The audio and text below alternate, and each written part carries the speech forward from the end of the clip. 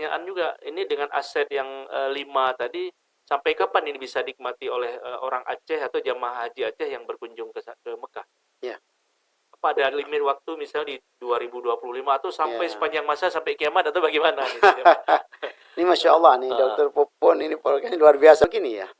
Itu pernah kita diskusikan dengan Syekh Waltu. Sampai saya menyampaikan begini, tahun 2017, dan hampir tiap tahun Dokter Popon ya, itu wartawan selalu meliput berita ini.